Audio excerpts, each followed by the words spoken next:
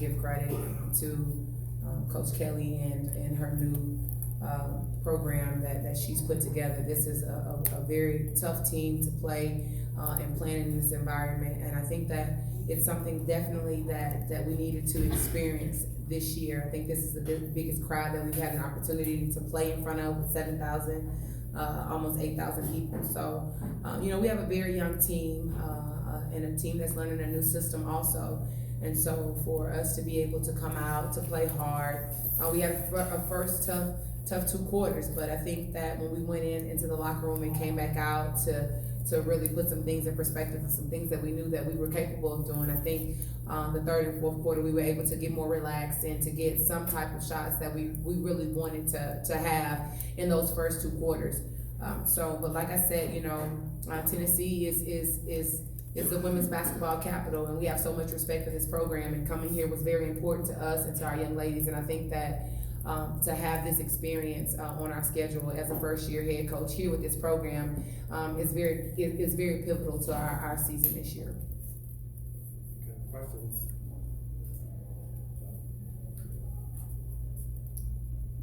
Just how much thought was there about whether to play this game tonight after what had happened last night with your player, and what ultimately made you decide to go on and play rather than maybe going back to campus or whatever? Well, one of the main things is I don't think it was ever an option. It never crossed any of our minds that we weren't going to play this game today. Our young ladies love what they do, and they understand that they were given a gift and a talent, and to have such a tragedy to happen last night when we found out around about 6 or 7 o'clock right before dinner. I wanted to give the young ladies some peace, and we did some things with them to allow them to spend some time with each other. But it was never a situation to where we thought about not playing this game. We gave them the opportunities and the time that they needed to cry and to love on each other. I think that was really important. But it never crossed our mind for us not to show them to play or to go back.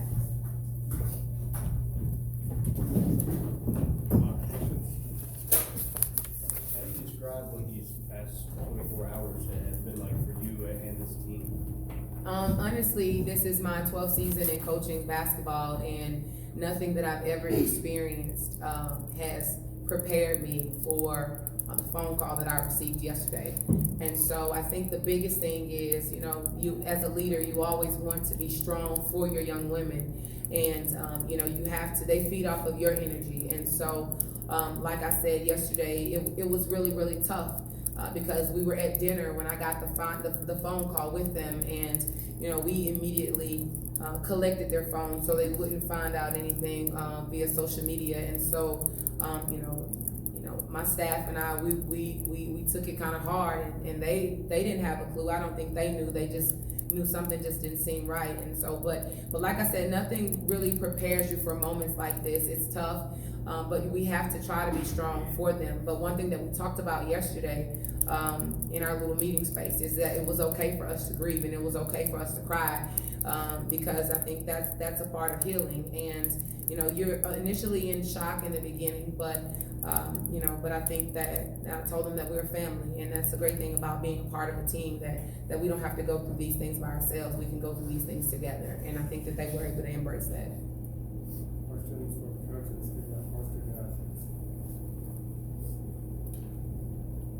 Hey, Coach, before the game, I don't know if this is anything normal or usual that they do, but they gave you all cards before the game. Have you opened yours? What was that?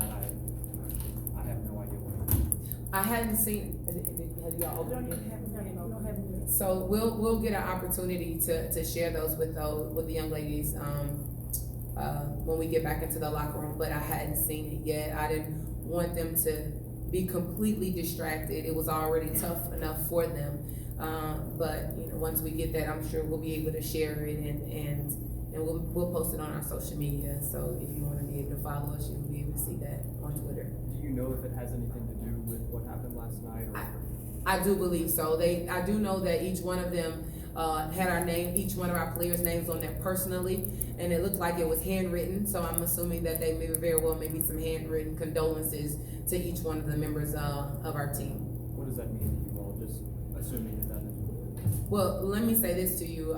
Last night, we made a phone call and reached out to Chris Walker, you all's chaplain, and I think I talked to him probably about 8:54 last night.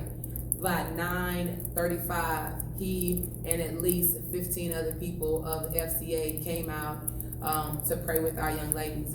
And I told them, I said, I don't know if we could have been in a better place to get news like this, to have people around us that it felt like family, just for them to be covering us and praying for us and standing with us. And not only last night, this morning they got up and they brought us breakfast, and that meant a lot because of the fact that we are so far away from home. It's not like you can just get on the bus and try to go back to, to be there with the Wade family. So for us, that meant a lot. And then for us to get those cards, this is a very special place, and I think that the legacy and the foundation that has been laid here, it just speaks volume for this program, and to have those type of people to continue to grow and to be a part of what you all have established here. It just speaks volume for the type of people that stand and represent Tennessee. And Chris was, he checked on us right before the game and all throughout the day. And they also brought, I think, from international studies, she came out and she was like from Ghana, and she reached out to her mom and her grandma. It has been a loving environment from the entire Knoxville family, and even, I guess you all have Vol Nation. They've reached out to us, and so it's just been amazing, and we embrace that, and we're thankful for it.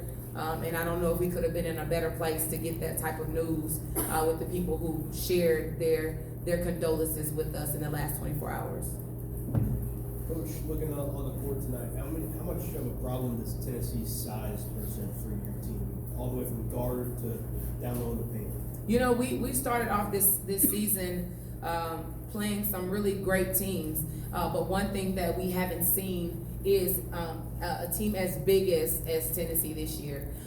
So I think that it gave us an opportunity to really focus in on mismatches as well as matchups. And so, I was letting them know at halftime, you all can't go in there driving the same way that you would drive on someone your same size. You have to make counter moves, or you have to use your shot fakes. And those are things that we work on every day in practice. And so I think that for us to have that type of size is really good for us, because I think that it allows you to play at a different level. It allows you to think at a different level, and it was a great atmosphere. I think that our big Nisa Sam Grant has dominated the boards for us the last few games, and for her to have somebody in there crashing the boards just as big as her, that speaks volume. And for this team, they averaged 54 rebounds a game when we were averaging right there, I believe, like 28, 29. And so we knew that was going to be an issue for us, but we wanted to have those small victories, to focus on boxing out, to draw the fouls, so we can have a shot at, trying to get some shots out at the free throw line. Trasity, I know that was a difficult way for you to come onto the court, but you guys settled down, especially in the third quarter. I think you started connecting from the arc. Just talk about how you were able to put the tragedy behind you somehow and focus on the court, and how difficult was that to start the game? When I first started out, it was pretty hard. I wasn't scoring, I wasn't rebounding, but I stayed focused. And as Coach Brown said, big time players show up in big time games. And I know C wouldn't want me to lay down and just let them run all over us. So I had to get together and score the ball for not only her, but for my teams as well. Just for anybody, what was Sierra Lee like as a person? I mean, we know the details of what happened last night, but just y'all can tell us what she was like as a person. I don't know if you saw their faces immediately when you said her name. We smiled, and even through last night, we were talking about while we were crying, we were laughing, because Sierra was her spirit. She just made a presence around you. She was 5'2", feisty, never wanted to give up, but she pushed us, and she was that teammate that can, no matter what was going on, she would always make you laugh, make the coaches laugh, make you smile, and I think that to have her around, for me to be able to coach a player like that, you know, she's one of those ones you just can't get mad at. You know, you always want to, you know, to look at her to try to make you smile. I don't know what Trasity may think, or Aiya's opinion. Aiya, you know, what do you think? What's your take? She was full of life. She was a really high-spirited girl. She came in. She didn't come in at the same time as all of us, but when she came in, it was like she was no different. She was there, and she never gave up during anything. She always pushed her hardest, and she was always determined to finish a layup or finish any play or any drill that we were going to. If she had a tough time, she would not give up. She would not sit the drill out. She would stay in there, and she would work hard. And I think that's what helped us all tonight.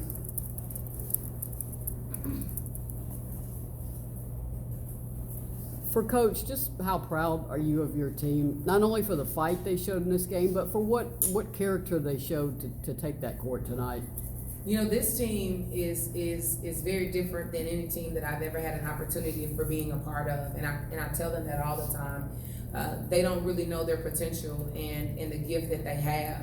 But I think tonight, I told them, I said, you know, one thing that we can do is we can lay down and let the story be that we came here and that we were still mourning. But we could also go out and let them know that, you know, that we're strong and that we'll get through this thing together. And I think tonight, after they relaxed, because there was a lot of emotion with the moment of silence, and then they had the ROTC cadets there, and I think, you know, that was kind of heavy on all of us. But after the halftime and they kind of got adjusted, I think that they were able to see their capabilities and what they know that they can do and what they do every day. We make practice really, really tough for them, and we push them very hard. And so that's the reason why UAPB women's basketball is going to be different than what they've seen in the past. It's because we're not going to quit. They're going to work hard, and they're going to play hard for 40 minutes. You know, and I think that was one of the biggest things, that the takeaways that I have of this team this year, this program. They're strong, and they're not going to back down. And now that we have, like I used today, an angel watching over us, I think that's really, really important, that we continue to do those things that Sierra would have wanted us to do. Coach, just to clarify something you said that Vol Nation and whoever else kind of took you all in last night and today. Was it, again, just to clarify, was it any of the lady ball basketball players or coaches or anybody within the actual program that was a part of that? Well, Kelly reached out to me early this morning, and I was very appreciative of that. But I believe it was your fans on Twitter and on some of the social media on Facebook. And I mean, because I just looked at the hashtag and they just kept coming and coming and coming. And they was even asking for the fans to support and to pray for us. So I definitely think that our young ladies, they felt those prayers tonight. They felt that, and you know, it becomes a little overwhelming. But you know, to have a whole nation to embrace what you're going through, where you don't have to go through those things together, that puts us in a situation to where we can go out and continue to fight and to work hard and do the things that we love to do. Coach, I know Sierra hadn't played in the game this year. She was not with the team. Was there a reason she hasn't played?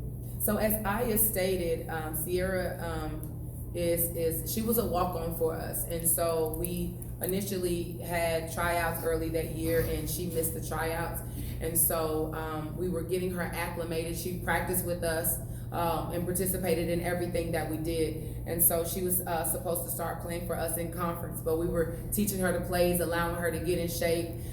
You know, she was serving in ROTC, so she would miss those Saturdays that she would have to report to ROTC. So that was the only reason why she hadn't been here. She hadn't traveled with us this year, because she was supposed to be able to start playing for us in conference. Any other questions? Thank you so much. Thank you. Thank you.